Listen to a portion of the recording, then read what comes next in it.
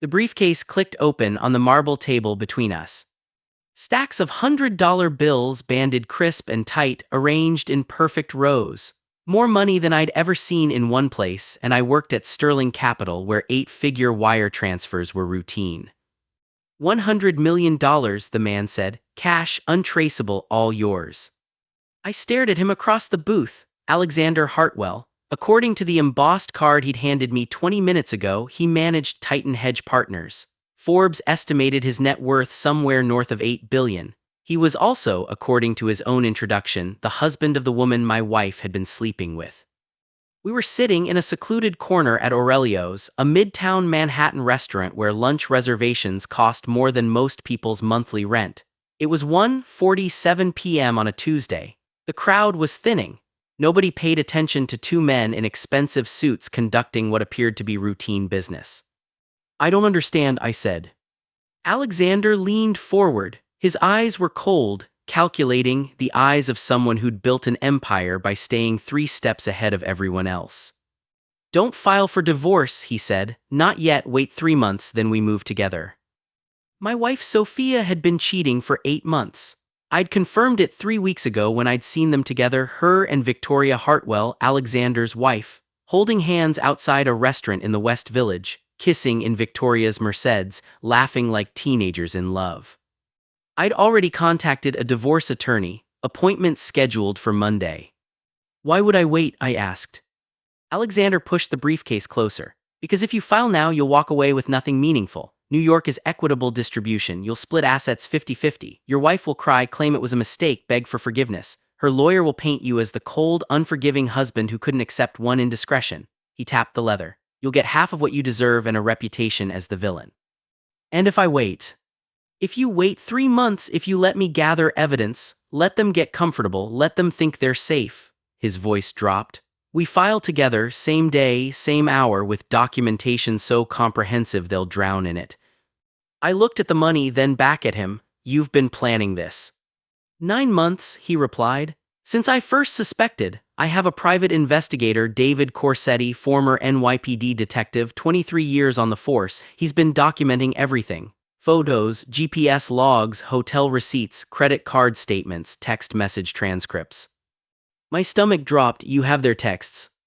"Victoria's cloud backup. I have access to her Apple ID, every message, every photo, every video call." His expression didn't change. "Did you know they rented an apartment together? Soho, 2-bedroom loft, $8,700 a month. Your wife's name is on the lease." The restaurant tilted. "What?" "Sophia Laurent, that's your wife's maiden name, correct? She used it to sign the lease. Moved furniture in 3 months ago. Restoration hardware purchases totaling $34,000, matching dishes, artwork, the whole domestic fantasy." I felt sick. "Your wife thinks you're oblivious," Alexander continued. "My wife thinks I'm the devoted husband who travels too much to notice, but we're not oblivious, Marcus, we're strategic." He opened a leather folder, spread photos across the table. Sophia and Victoria at the apartment, cooking together, sitting on a couch I'd never seen, kissing. "This is for your time," he said, gesturing to the briefcase. "For 3 months of performance, for playing the fool while we build a case so airtight they'll suffocate under it, alienation of affection lawsuits, fraud charges for hiding marital assets. I have forensic accountants ready, lawyers on retainer. We're going to dismantle their lives so thoroughly they'll wish they'd never met." I stared at the evidence spread across white linen. "What happens after 3 months?" "We destroy them," he said simply, "completely, publicly, legally." I took the money. I'd met Sophia Laurent 7 years ago at a charity gala in Chelsea. She was working in fashion marketing, handling campaigns for mid-tier designers trying to break into the Manhattan scene. Beautiful, sharp, funny in that effortless way that makes everyone lean closer. We married 2 years later, small ceremony, family and close friends, bought a brownstone in Carroll Gardens, built what I thought was a good life. I worked at Sterling Capital, a private equity firm managing $4.3 billion in assets. Long hours, high stress, significant compensation.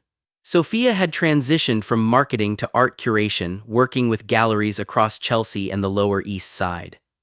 We didn't have kids yet. Sophia wanted to establish her career first. I'd been fine with that, supported it, believed in it. Looking back now, the signs were everywhere. She'd started working late about a year ago, gallery events, she'd said, networking dinners, artist receptions. She joined a new gym, started dressing differently, sleeker, more confident, got a second phone for work. Keeps my personal and professional separate, she'd explained. I'd believed her, why wouldn't I? We were married, we loved each other. Except we didn't, not anymore. Maybe we never really had, or maybe I'd loved someone who only existed in my imagination.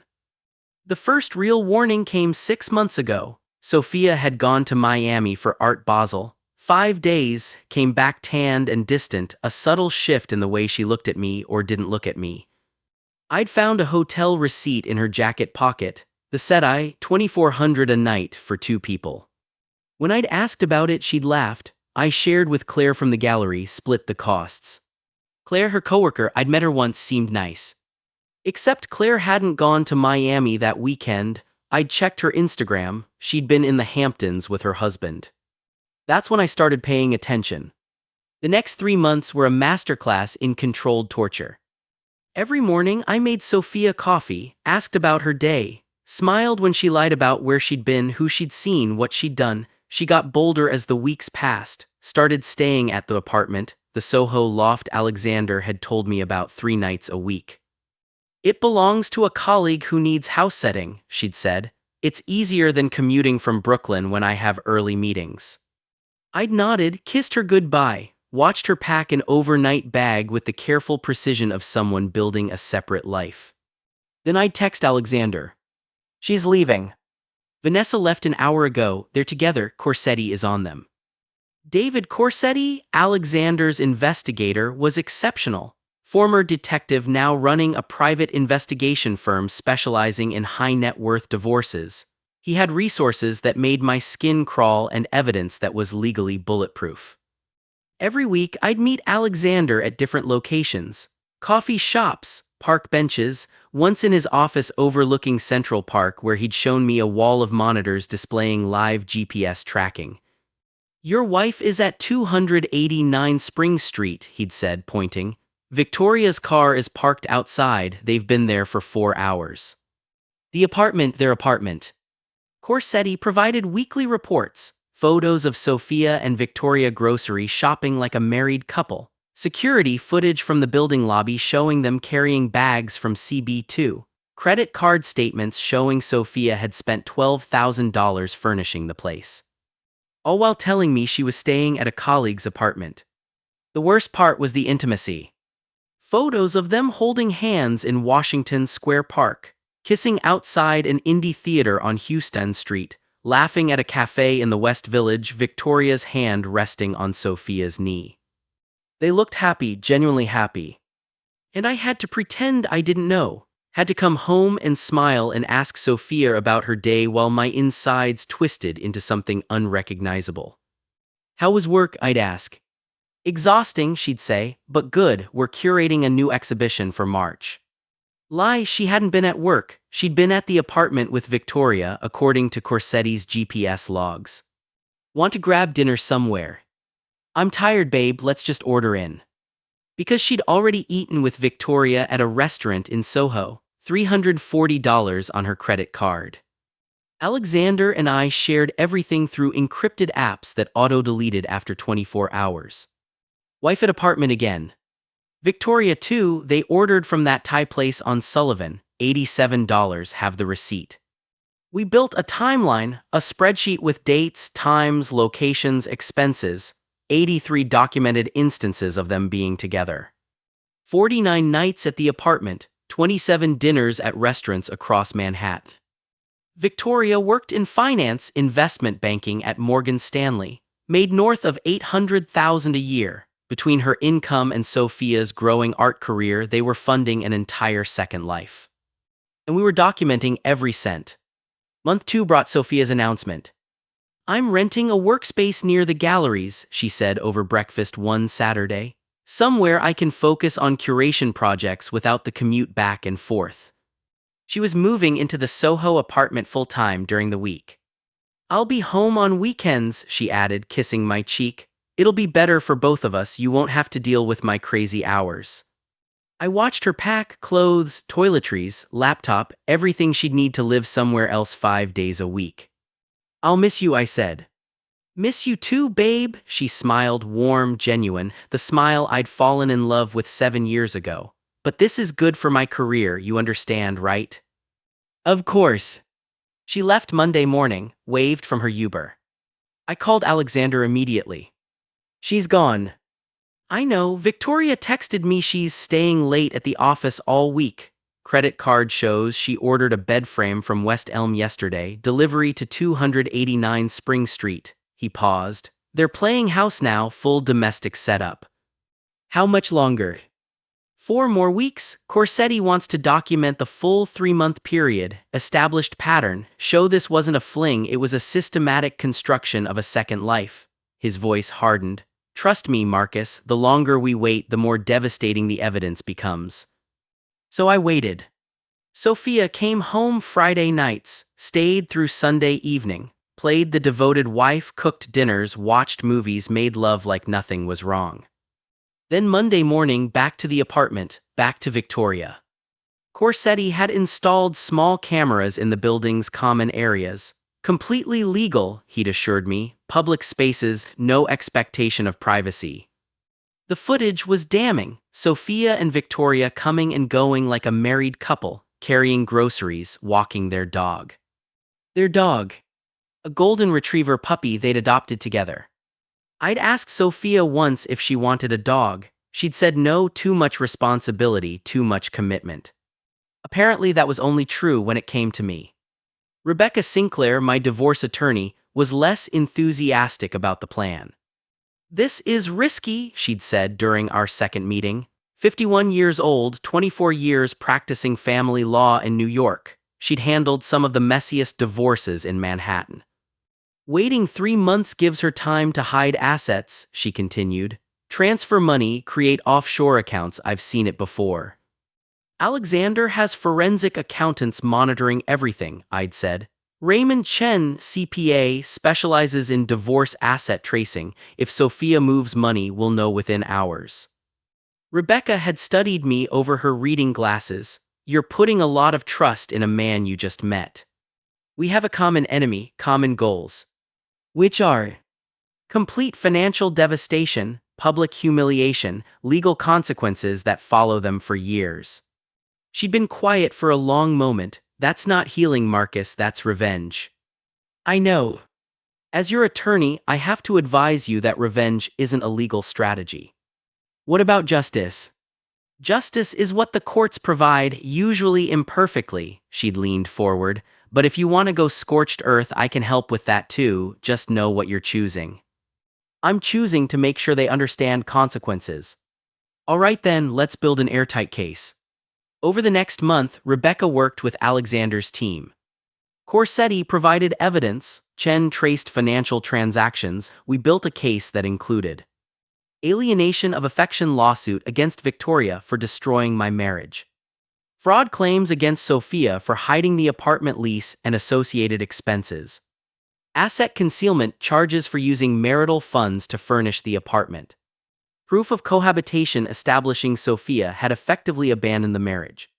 New York didn't make alienation of affection easy, required proof of genuine affection that was maliciously destroyed, required showing the third party actively interfered. We had that proof. Text messages between Victoria and Sophia discussing their relationship. Victoria explicitly encouraging Sophia to leave me, messages saying things like you deserve better than him and leave him, come be with me full time. Malicious interference, documented, time-stamped. Rebecca filed preliminary paperwork but didn't submit, everything was ready. We were just waiting for Alexander's signal. Month 3 was when Sophia started talking about ending things. I think we need some space, she said one Sunday night. We were in the kitchen of our Brooklyn brownstone, the home we'd bought together, that I'd been paying the mortgage on while she funded a second apartment with her lover. Space, I asked carefully.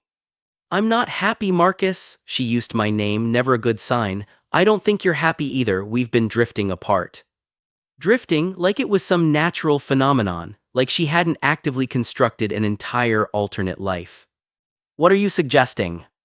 A trial separation. I'll stay at the studio full time, you stay here, we see how we feel in a few months. She paused. Maybe try couples therapy. Couples therapy while she was living with Victoria. The audacity was breathtaking. Do you want a divorce? I asked. She hesitated, and in that hesitation I saw calculation. She was trying to figure out the best angle, how to extract herself from our marriage while minimizing financial damage. I don't know, she finally said. I just know we can't keep going like this. Okay, I made my voice soft, understanding. If you need space, take it. Relief flooded her face. You mean it? If it helps you figure out what you want. She hugged me. Thank you for understanding. You're a good man, Marcus. A good man, a stupid man in her mind, someone who'd accept whatever story she spun. I texted Alexander that night. She wants a separation, formal, says she needs space. His response came immediately. Perfect, let her think she's in control, 2 more weeks, then we file. The final week, Sophia moved the last of her things out. I'm taking the rest of my clothes, she'd said. My books, some of the kitchen stuff we barely use. She was nesting, making the Soho apartment fully functional as her primary residence. I helped her pack, carried boxes to her car, smiled. I hope this helps, I said. It will, I can feel it already, she kissed my cheek. We'll figure this out, Marcus, just need some time apart to gain perspective. Perspective from an apartment she was sharing with her lover who she thought I didn't know about. She drove away at 6:34 p.m. on a Thursday evening. I called Alexander. It's time, he said. Monday morning, 10 a.m. we file simultaneously. Corsetti has 3 thumb drives of evidence. Chen has the financial forensics. My attorney is ready. Yours? Rebecca's been ready for weeks. Good, his voice was ice. They won't know what hit them. That weekend was the longest of my life. Sophia texted a few times, casual, friendly messages about how she was settling in, feeling good about the separation. I responded with emojis and short replies, gave her nothing to worry about. Sunday night I couldn't sleep, lay in our bed, my bed now staring at the ceiling. Tomorrow everything would change. Tomorrow, Sophia and Victoria would learn that sometimes the people you underestimate are the ones who destroy you. Monday, April 17th, 9:47 a.m. I sat in Rebecca Sinclair's office on the 42nd floor of a building in Midtown. Floor-to-ceiling windows overlooked the city morning sun cutting through the glass. 2 leather binders sat on her conference table. Divorce petition, alienation of affection lawsuit. Ready? Rebecca asked. My phone buzzed, text from Alexander. My attorney is filing in 30 seconds. Victoria's about to get served at her office. Morgan Stanley reception desk. Very public, very humiliating. Exactly as planned. File it, I said. Rebecca picked up her phone, called the courthouse. Yes, this is Rebecca Sinclair. I'm ready to file the Cole divorce petition and associated civil suit. Case number 2024 DV8847. Please proceed. 3 miles south, Alexander's attorney, Charles Preston, managing partner at Preston and Associates, 34 years practicing matrimonial law, was doing the same. Hartwell divorce, civil suit against Sophia Laurent. The lawsuits were designed to be complementary. Each referenced the other, created a web of legal action that would be impossible to escape. I left Rebecca's office at 10:34 a.m. Took the subway back to Brooklyn, sat in my empty house. And waited. The knock came at 4:17 p.m. I opened the door, process server, young guy maybe 25 looking uncomfortable. Marcus Cole. That's me. I've been instructed to serve your wife, Sophia Laurent. Is she here? No, she moved out last week. Try 289 Spring Street, apartment 4B. He checked his notes. That's her official residence now. Apparently. He nodded, left. I closed the door. Smiled for the first time in 3 months.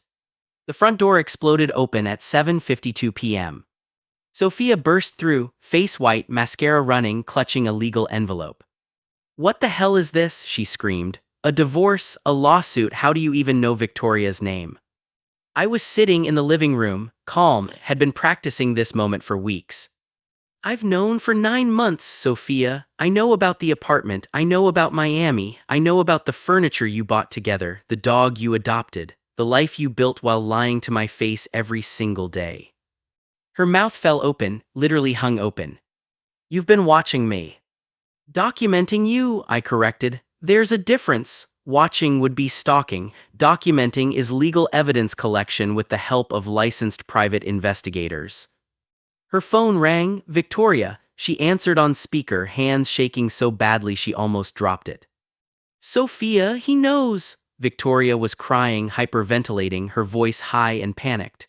Alexander served me at work in front of everyone. He has photos, GPS logs, credit card statements. He knows about the apartment. He knows everything. Sophia stared at me, horror flooding her features. You set us up.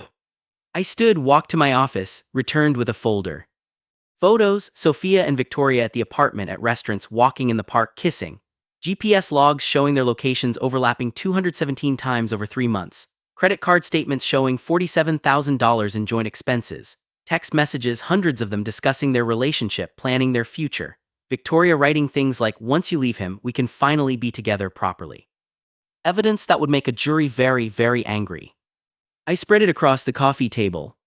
Sophia grabbed for it, I pulled it back. Copies, I said. Originals are with my attorney and Alexander's attorney and stored in 3 separate cloud services. You can't make this go away. You can't do this.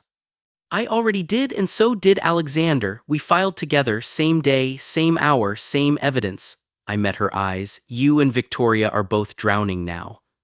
Sophia's face crumpled. This will ruin us. Good, that was the point.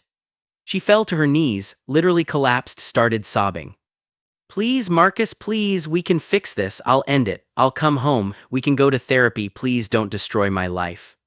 You destroyed your life. I'm just documenting the aftermath. The lawsuit, alienation of affection, that's New York law. You can't. Can, and did. Rebecca Sinclair, my attorney, specializes in these cases. She's won 13 out of 17 alienation suits, and ours is significantly stronger than most because we have proof Victoria actively encouraged you to leave me. Malicious interference. Textbook case. Victoria was still on the phone, screaming.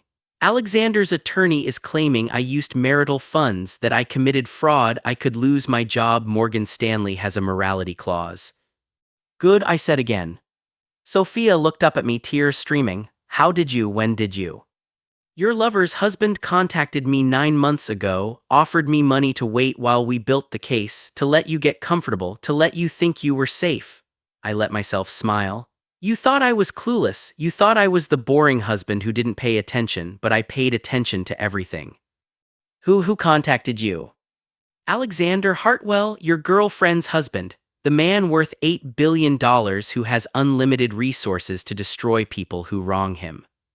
The color drained from her face. She knew that name, of course she did. He's suing me too. Read the documents.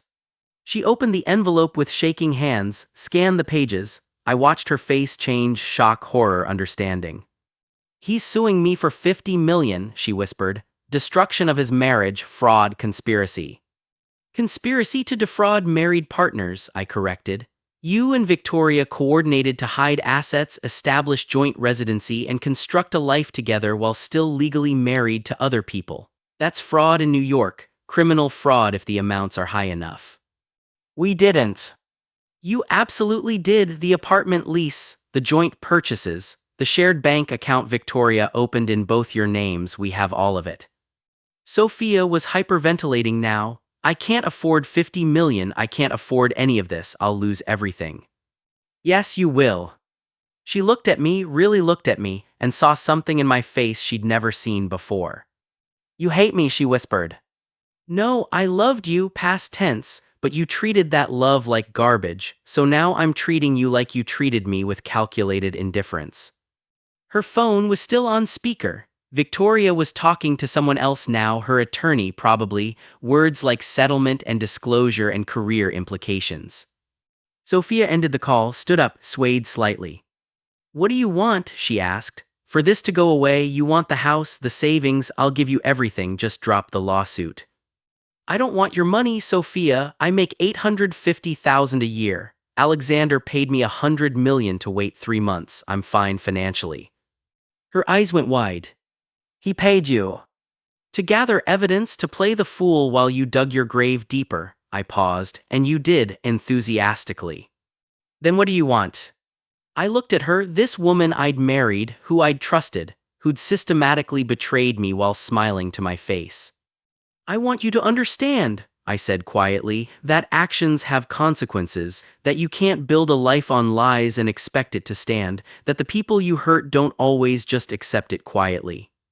This is revenge. This is justice, there's a difference. The lawsuits moved forward. Rebecca Sinclair was relentless. Filed motion after motion, discovery requests that forced Sophia to provide every text message, every email, every credit card statement from the past 2 years. Alexander's attorney, Charles Preston, did the same to Victoria. The evidence was overwhelming. David Corsetti testified, described his surveillance, showed photographs, GPS logs, security footage from the apartment building. Raymond Chen, the forensic accountant, testified about the financial fraud, how Sophia had used marital funds, money from our joint accounts, to furnish the apartment, how Victoria had opened a secret bank account in both their names. The press found out, of course they did. High-profile divorce, billionaire hedge fund manager, alienation of affection lawsuit. The Post ran a headline, Love Nest LAWSUITS, two husbands fight back against cheating wives. Not the angle I'd have chosen, but accurate. Sophia lost clients. Her reputation in the art world collapsed. Galleries didn't want to work with someone involved in a public, messy scandal. Victoria had it worse. Morgan Stanley launched an internal investigation. The morality clause in her employment contract meant she could be terminated for conduct damaging to the firm's reputation. She was let go 6 weeks after we filed. Severance package contingent on signing an NDA that prevented her from discussing the circumstances. No severance, she talked to a reporter trying to defend herself. Her career in finance was over. The trial lasted 3 weeks. Rebecca put on a masterclass, showed the jury text messages where Victoria encouraged Sophia to leave me, played recordings legally obtained through Victoria's cloud backup that Alexander had access to as her husband. Victoria's attorney tried to argue there was no genuine affection left in our marriage to alienate, that Sophia and I had been growing apart naturally. Rebecca destroyed that argument. Showed photos from 2 months before the affair started, Sophia and me at dinner, smiling, happy, anniversary trip to Napa. Showed credit card statements proving I'd been planning a surprise for our 7th anniversary. Diamond earrings purchased 2 weeks before I discovered the affair. The jury didn't deliberate long. Found in my favor, $4.7 million in damages from Victoria. Found in Alexander's favor, $15.3 million in damages from Sophia. Sophia's face when the verdict was read will stay with me forever. Complete devastation, the understanding that she'd lost everything. The divorce settlement was separate. Because of the documented fraud and asset concealment, the judge awarded me 73% of marital assets. Sophia got 27%. I kept the brownstone, the savings, my retirement accounts. She got her car and her personal belongings. Alexander's divorce was equally one-sided. He kept everything. Victoria got nothing except her own earned income, which no longer existed since Morgan Stanley had terminated her. 6 months after the trial, I ran into Sophia at a coffee shop in Carroll Gardens. She looked different, thinner, tired, hair pulled back in a messy ponytail, none of the polish I remembered. Marcus, she said. Sophia. Awkward silence. How are you, she asked. Good, you. Surviving, working retail at the Brooklyn Museum gift shop, can't get gallery work anymore. She stared at her coffee cup. Nobody wants to hire someone with my reputation. I'm sorry to hear that. Are you? I thought about it, not really. She flinched. I deserved that. You deserved everything you got. I know, she set down her cup. Victoria and I broke up 3 months ago. Turns out when you build a relationship on lies and stolen time, it doesn't survive in the real world. Shocking. She winced at my tone. I wanted to apologize for everything, for what I did to you, for the betrayal. Okay. That was it, just okay. What do you want me to say, Sophia? That I forgive you? I don't. That I understand? I don't. You made choices, you live with them. I lost everything. Yes, you did. She started crying, quiet tears running down her face. I made a mistake, a terrible mistake, and I paid for it with my career, my reputation, my future. You paid for it with the consequences of your actions. That's not a mistake, that's justice. It's revenge. It's both. She wiped her eyes. Are you happy now, knowing you destroyed my life? I thought about that, really thought about it. No, I said honestly, but I'm at peace. I protected myself, I made sure there were consequences, and now I'm moving forward. With someone else. None of your business. She nodded slowly. I hope you find happiness, real happiness. I hope you learn something from all this. What's that supposed to mean? I stood up, gathered my things. It means maybe next time you want to leave a relationship, you end it honestly, instead of betraying someone who loved you. I left her sitting there. The sun was bright outside, spring in Brooklyn, the trees blooming along the street. I walked home slowly, thinking about the past year, the pain, the planning, the patience. Alexander had texted me the week before, drink sometime, we should celebrate properly. I hadn't responded yet, wasn't sure I wanted to. The revenge, the justice, whatever you wanted to call it, was complete. But the satisfaction I'd expected, the closure I'd hoped for, felt more hollow than I'd anticipated. Sophia was destroyed, Victoria was destroyed. Their careers, their reputations, their finances, all of it gone. And I was fine, wealthy, free, but not happy, not yet. Maybe that would come later. Maybe it wouldn't. But I'd made my choice and I'd live with it, just like they'd have to live with theirs. That's the thing about consequences. They don't discriminate.